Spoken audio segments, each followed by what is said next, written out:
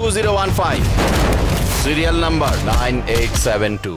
2023 সালের 2 জুন দেশের প্রেক্ষাগৃহে মুক্তি পেয়েছিল পলিটিক্যাল থ্রিলার ধর্মী সিনেমা সুলতানপুর। এবার হিন্দি ভাষায় মুক্তি পেল ছবিটি। বিষয়টি গণমাধ্যমে নিশ্চিত করেছেন নির্মাতা সৈকত নাসির। হিন্দি ভাষায় মুক্তি প্রসঙ্গে এ নির্মাতা বলেন, সুলতানপুর মুক্তির পর থেকেই ভারতের বেশ কয়েকটি বড় প্রযোজনা সংস্থা থেকে হিন্দি ভাষায় মুক্তির জন্য আমার সঙ্গে যোগাযোগ করে। অবশেষে ভারতের অনলাইন প্ল্যাটফর্ম আল্ট্রার সঙ্গে চুক্তিবদ্ধ করা হয় ছবিটির। এরই মধ্যে সিনেমাটি হিন্দি ভাষায় ডাবিং করে আল্ট্রা স্ক্রিনিংও করা হয়েছে। সৈকত নাসির আরও জানান, শুধু হিন্দি ভাষাতেই নয়, অচিরেই সুলতানপুর মুক্তি পাবে চাইনিজ ভাষায়ও।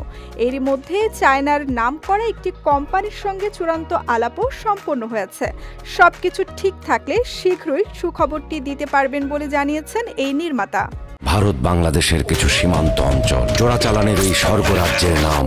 দুই দেশের সীমান্তবর্তী একটি এলাকার রোমাঞ্চকর গল্প নিয়ে তৈরি হয়েছে সুলতানপুর সিনেমার প্রেক্ষাপট।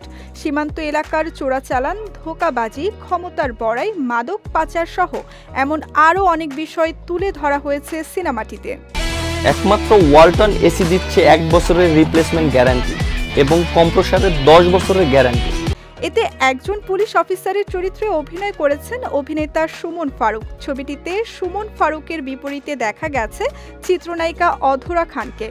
সৈকত নাসির পরিচালিত সুলতানপুর সিনেমায় সুমন, অধরা ছাড়াও আরও অভিনয় করেছেন আশিস খন্দকার, সাঞ্জু জন, রাশেদ মামুন অপু, মমিতা মৌ, শাহিন মৃধা সহ অনেকে।